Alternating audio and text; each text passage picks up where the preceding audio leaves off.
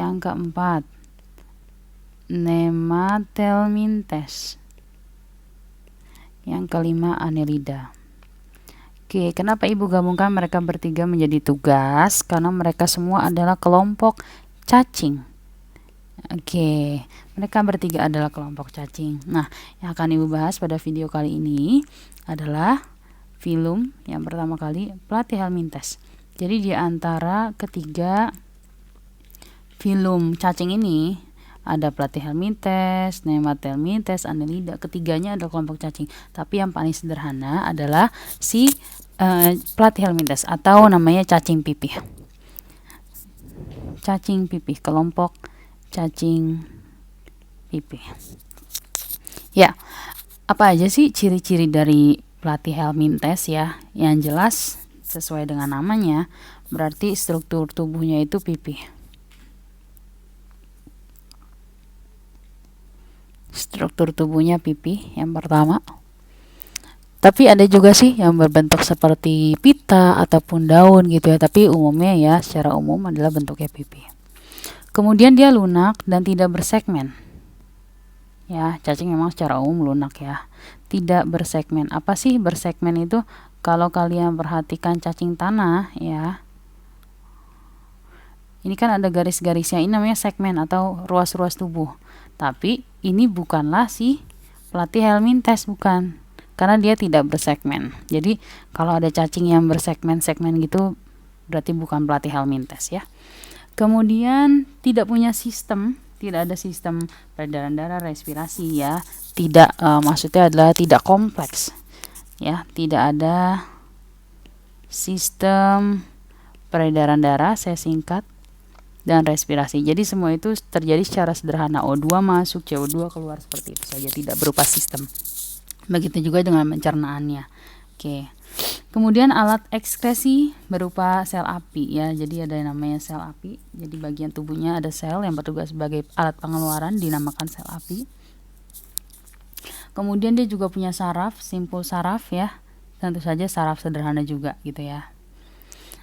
Nah, bagaimana cara berkembang biaknya? Berkembang biaknya adalah dengan cara hermaprodit. Apa sih hermaprodit? Jadi dalam satu individu itu terdapat ada 2 kelamin. Itu adalah hermaprodit. Jadi dia bisa menghasilkan sendiri keturunannya gitu ya. Kemudian itu yang secara aseksual.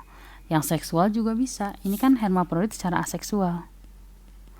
Seksualnya pun juga bisa, berarti melakukan pembuahan ya, bisa juga dengan pembuahan atau fertilisasi.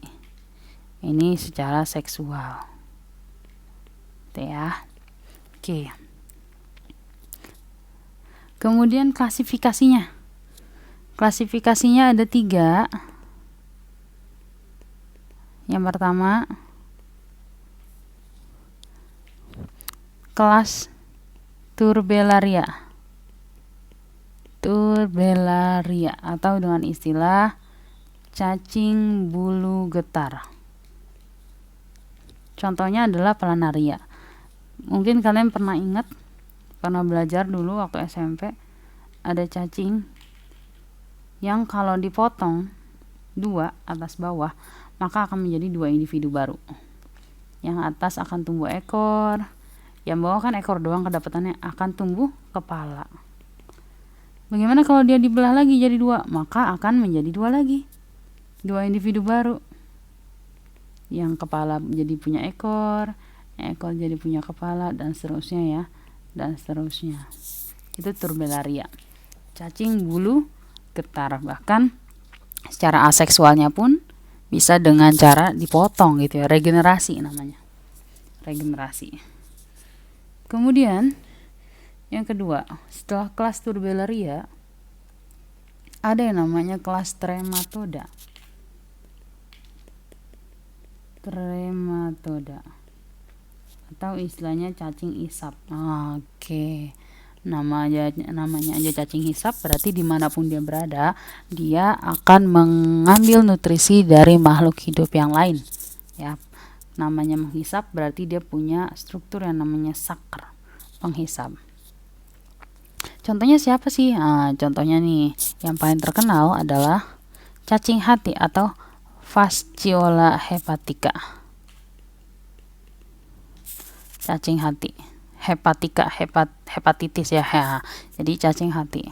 Di mana nih adanya? Ini ada di hewan ternak. Bisa di domba, sapi, kambing ya. Mungkin bisa juga di babi ya. Pokoknya hewan ternak.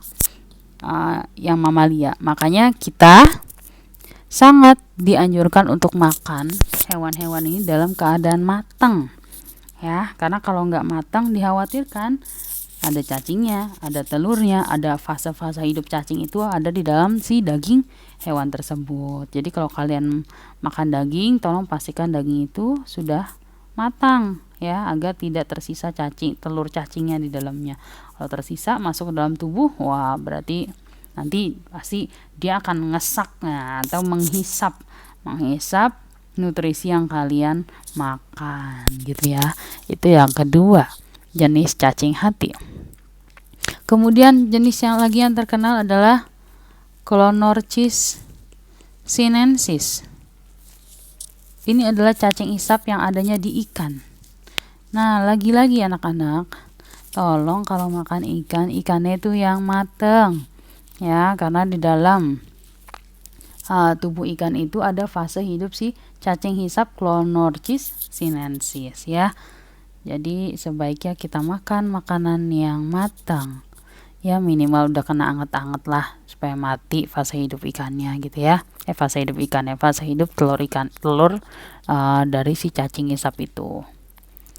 Kemudian yang ketiga,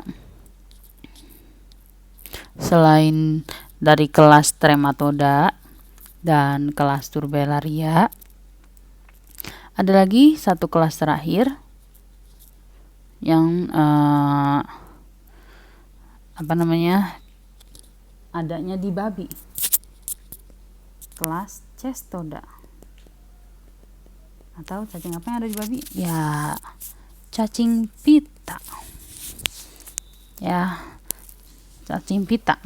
Contohnya namanya Taenia saginata, cacing pita. Jadi lagi-lagi kalau orang yang suka makan babi, tolong babinya dalam keadaan yang pasti matang ya, supaya tidak ada sisa-sisa fase kehidupan si cacing pita gitu ya. Yang pasti diantara cacing yang bersifat mengambil nutrisi ya, ada cacing hati dan juga cacing pita. Terus gimana kalau cacing pipih? Nah, cacing bulu getar, dia biasanya adanya di air yang jernih. Kalau ada dia di dalam perairan, berarti tandanya air itu masih sangat bagus gitu ya. Contohnya mungkin kalian nanti suatu saat bisa menemukan cacing planaria. Ini kan planaria ya. Planaria di bawah air terjun ya, pokoknya di genangan air yang bersih dia sukanya. Itu tempat hidup dia. Berarti kalau ada dia itu sebagai indikator bahwa perairan itu masih bersih itu ya. Nah, dari Trematoda, kalau Turbellaria kan perkembangbiakannya seperti ini ya, dipotong juga bisa hidup gitu ya. Nah, untuk Trematoda dan Cestoda sebenarnya ini memiliki daur hidup yang kompleks gitu ya, yang mungkin tidak mungkin Bu Dwi jelaskan di kelas online ini gitu ya, karena memiliki tingkat kesulitan yang agak-agak lumayan gitu ya. Memang akibat dari keadaan seperti ini kita nggak bisa belajar sesuatu yang terlalu kompleks gitu ya. Mudah-mudahan kalian mau buka sedikit di buku kalian, ada gambarnya, diagramnya fase hidup dari Trematoda dan Cestoda. Mungkin Ibu di sini akan nunjukin sedikit aja gitu ya. Contoh kelas Trematoda si Fasciola hepatica sama Cestoda Taenia saginata. Yuk kita lihat dulu.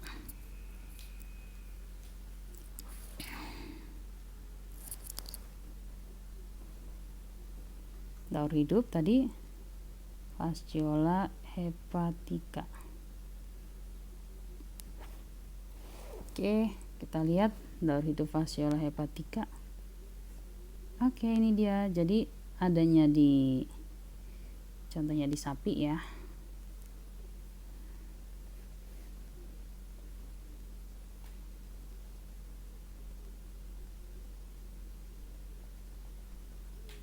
Ini kita bahas yang ini dulu, sekilas yang tentang Fasciola hepatica.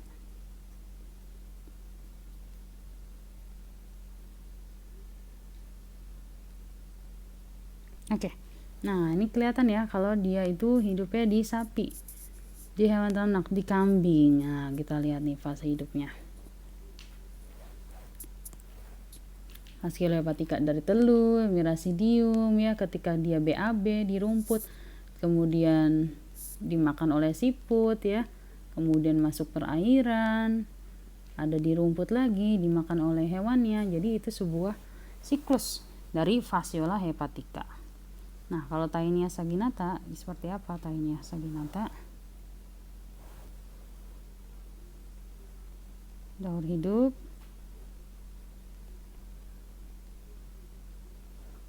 Oke, Taenia saginata. Nah, oke, adanya juga di hewan ternak, khususnya biasanya di babi ya.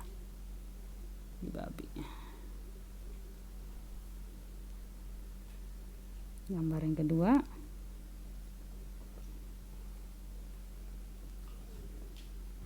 Oke. Ada di babi ya. Sini kita lihat dalam siklus hidupnya. Daging babi yang nggak matang itu dimakan sama manusia gitu kan. Kemudian cacing menyerang usus nih, ya kan. Cacingnya masih hidup, ada di daging, nggak matang, masuk di usus, kemudian nyerap semua yang ada di usus. Manusia nya tuh mengandung telur si cacing, masuk ke rumput, rumputnya dimakan oleh si babi, dan seterusnya seperti itu ya.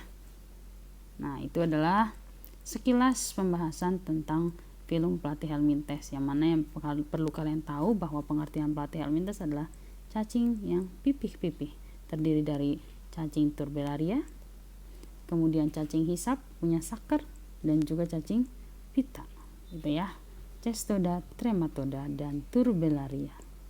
Demikian penjelasan dari Ibu hari ini, semoga ada yang bermanfaat, membekas bagi ingatan kalian. Ibu akhiri, kurang lebihnya mohon maaf. Assalamualaikum warahmatullahi wabarakatuh.